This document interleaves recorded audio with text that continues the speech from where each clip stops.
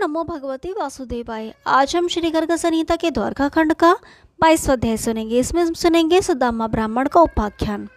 तो आइए शुरू करते हैं। श्री नारद जी कहते हैं, सुदामा नामक श्री कृष्ण के एक ब्राह्मण सखा थे।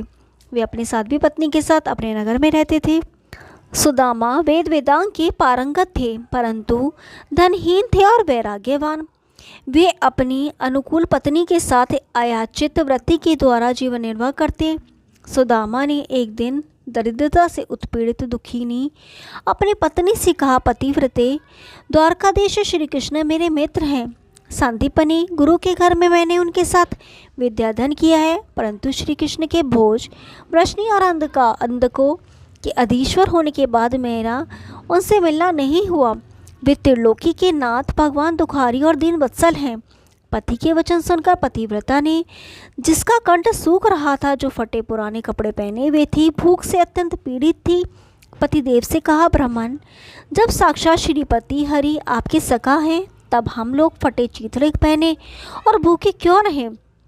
लोग द्वार पर का जाकर साक्षात कमलापति के दर्शन करते हैं और धनवान होकर घर लौटते हैं, अतएव आप भी वहाँ जाइए। सुदामा ने कहा, मैं सबको सिखाया करता हूँ और आज तुम मुझी को सीख सिखा रही हो। प्रिय, तुम एक विद्वान ब्राह्मण को मांगकर धन प्राप्त करने का उपदेश दे रही हो। प्रिया ने कहा, आपके सखा साक्षात लक्ष्मीपति हैं और यहाँ से बहुत दूर भी हैं, अतएव आप उनके पास जाइए। वे आपके दुख दारिद्र्य का नाश कर देंगे। दुख दरिद्रता भोगते भोगते हमारी उम्र बीत चली।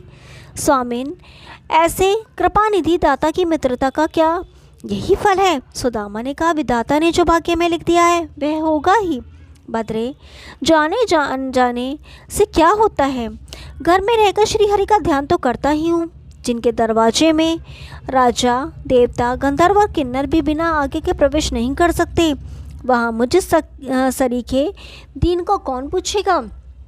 प्रिया बोली, यह सत्य है कि उनकी आज्ञा के बिना देवता, गंधर्व और किन्नर अंदर नहीं जा सकते, परंतु साक्षात हरि तो अंतर्यामी है। वे अपना दूत भेजकर आपको अंदर बुला लेंगे। ब्राह्मण ने कहा, भामिनी, मेरी बात सुनो। श्री कृष्ण अवश्य ही ऐसे दयालु हैं, परंतु विपत्ति के समय धनवान मित्र के घर जाना उचित नहीं है। विशेषतः बहुत दिनों के बाद उस अंतरंग प्रेमास्पद को देखकर मैं उनसे क्या याचना करूँगा? लोभ से रहित होने पर भी प्रेम हुआ करता है, मांगने पर प्रेम नहीं रहा करता। प्रिया बोली, आप दुख दारिद्र्य का नाश करने वाले श्री कृष्ण के दर्शन करें, मांगना नहीं होगा, वे अपने आप ही प्रचुर संपत्ति दे देंगे। सुदामा ने पत्नी के द्वारा बहुत से समझाए बुझाए जाने पर यह विचार किया, इस निमित्त से मित्र के दर्शन का परम लाभ तो हो ही जाएगा, परंतु मैं उनको उपहार क्या दूंगा? दरिद्रता के कारण कुछ देने को तो है नहीं, इसी से लज्जित हो रहा हूँ।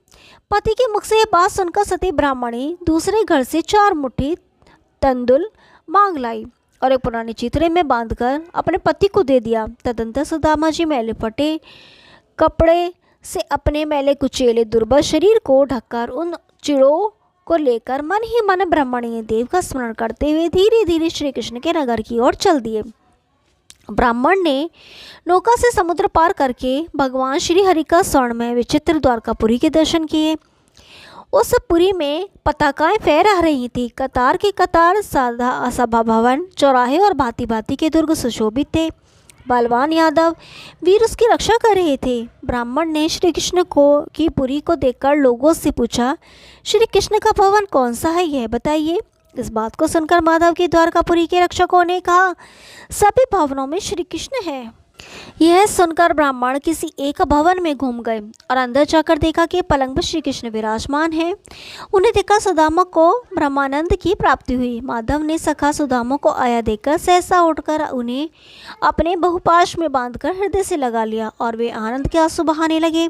तदंतर स्वर्ण पात्रों में भरे जल के द्वारा उनके दोनों चरणों का प्रदक्षिण किया और उस जल को अपने मस्तक पर धारण करके ब्राह्मण को अपने पलंग पर बैठा लिया। फिर गंध, चंदन, अगरू, कुमकुम, धूप, दीप, मधुपर्क और पक्कानन के द्वारा उनकी पूजा की। पश्चात पान का बीड़ा देकर गोदान किया और मलिन वस्त्रधारी दुबले पतले पके बालों वाले ब्राह्मण से पधारने का कारण पूछा। मित्रविंदा जी मुस्कुराती हुई पंखे के द्वारा सुदामा जी की सेवा करने लगी।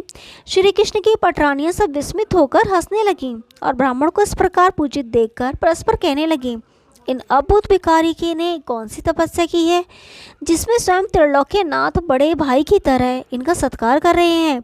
इसी बीच दोनों मित्र परस्पर हाथ पकड़े हुए पुरानी गुरु जी की बातें करने लगे।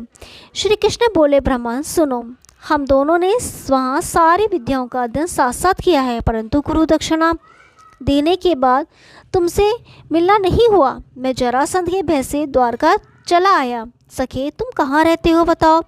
हे विभु, तुम्हें याद होगा एक दिन गुरु पत्नी की आज्ञा से हम विद्यार्थीगण लकड़ी लाने के भय से भयंकर वन में गए थे। वहाँ जाने पर वर्षा और तूफान के मारे भयंकर विपत्ति में पड़ गए। सूर्यास्त हो गया, रात्रि का घोर अंधकार छा गया, सब जगह जल ही जल हो रहा था, जमीन कहीं दिखाई नहीं देती थी।